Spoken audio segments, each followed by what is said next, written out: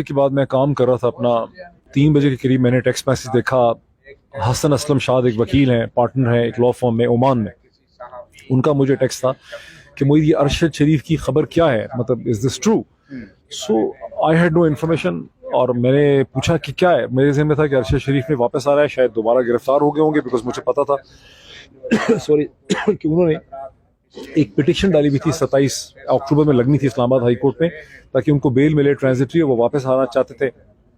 मैंने ये भी सुना था कि वो शायद बोल टेलीविजन उन्होंने ज्वाइन कर लिया, तो मैंने सोचा शायद गिरफ्तारी हो गई है। तो मैंने कहा क्या खबर है। उस पर उन्होंने मुझे ट्वीट एक दो लोगों के भेजे जिसमें था कि अरशद भाई शहीद हो गए हैं, अरशद शहीद हो गए हैं।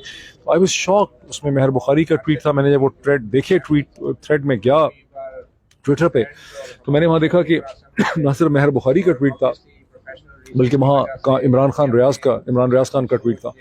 तो चूंकि इमरान का नंबर मेरे पास था, मैंने इमरान रियाज को कॉल करना शुरू कर दिया। पहले उन्होंने कॉल नहीं उठाई, उनकी कॉल बिजी मुझे मिल रही थी।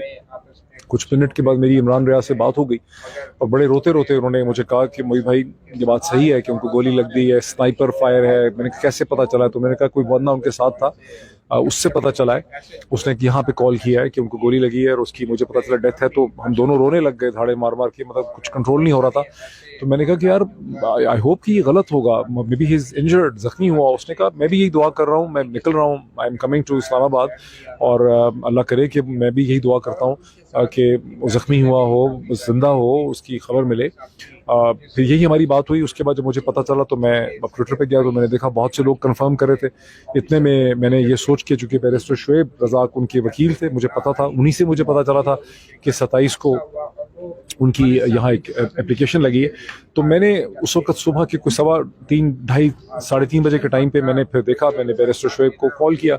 ये सोए पड़े थे, इनकी बड़ी सोई भी आवाज़ थी। मैंने इनको पूछा, मैंने कहा कि आपको पता है कि ये हो गया? तो ही वाज शॉक्ड और उन्होंने मुझे कहा कि क्या कह रहे हो। मैंने कहा बिल्कुल ऐसा ही है। वो भी रोने लग गए। उन्होंने कहा कि यार मैं अभी तुम्हारे पास आता हूँ, तो हम उसके घर चलते हैं। तो थोड़ी देर के बाद ये मेरे घर पहुंच गए और मैंने इनको गेट पे रिसीव किया और हमने गले लग के, मैं को अपनी माँ की डेथ के बाद कभी नहीं रोया। 2013 में मेरी माँ की सडन मर्डर हुआ था। उसके बाद बहुत कुछ हुआ मेरे साथ, लेकिन मैं कभी रोया नहीं। लेकिन मैं और बैरिस्टर शुएब जो थे अपने गेट पे, पहले मैं और इमरान रियाज रोते रहे, उसके बाद मैं और बैरिस्टर शुएब जो है हम रोते रहे। फिर हम उनके घर गए, वहाँ उनकी फैमिली से मुलाकात हुई, वहाँ सभी लोग जो हैं वो रो रहे थे। उनकी बच्ची को देखने का मौका मिला, उनके और घर वालों को देखने का मौका मिला।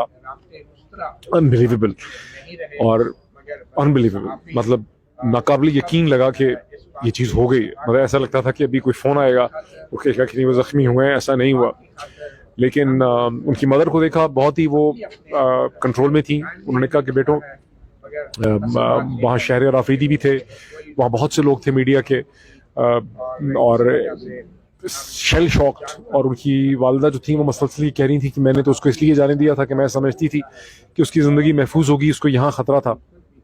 कोई गालिबन अफगान ग्रुप जो था वो थ्रेटन कर रहा था, कोई उस वक्त कोई इस तरह की खबर थी। और वहीं मुझे लोगों से पता चला कि वो, मैंने पहले भी सुना था लेकिन वहाँ भी सुना कि वो अबू धाबी चले गए थे, दुबई में थे। वहाँ दुबई की गवर्नमेंट ने, पहले वो वहाँ ठहरे हुए थे और उनको कहा कि पाकिस्तान गवर्नमेंट शायद आपको डिपोर्ट करना चाहती है, लेकिन हम आपको डिपोर्ट नहीं करेंगे, आप फौरी तौर पे 24 या 48 घंटे में दुबई छोड़ दें। और उस वक्त चूँकि वीज़ा फ्री एंट्री उनको कीनिया में मिली, वो कीनिया चले गए वीज़ा फ्री एंट्री में, बिकॉज पाकिस्तान के पासपोर्ट पे वीज़ा फ्री एंट्री दुनिया के अक्सर ममालिक में नहीं है। मेरा ख्याल है तुर्की में है जो एयरपोर्ट पे मिलती है। तो वो वहाँ चले गए और तो ये मतलब वहाँ सारी सिचुएशन हुई। और फिर बैरिस्टर शुएब ने मुझे कहा कि हमें एक कम से कम इस्लामाबाद हाई कोर्ट में चल के एक पिटिशन डालनी चाहिए कि इसके क्या वजूहात हैं कि अरशद शरीफ जैसा शख्स जो है उसे पाकिस्तान छोड़ना पड़ा। इसमें क्या हकीकत है कि दुबई की हुकूमत को, अबू धाबी की हुकूमत को हुकूमत पाकिस्तान ने डिपोर्ट करने के लिए कहा, क्या वजूहात, क्यों उनको ब्रिटिश वीज़ा नहीं मिला।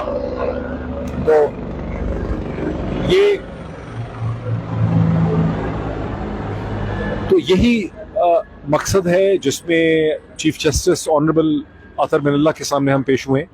बैरिस्टर शुएब रज़ाक साहब ने अपनी पिटिशन दी है और उनके सामने एक मुख्तसर बात हुई है जिसमें chief justice was shell shocked.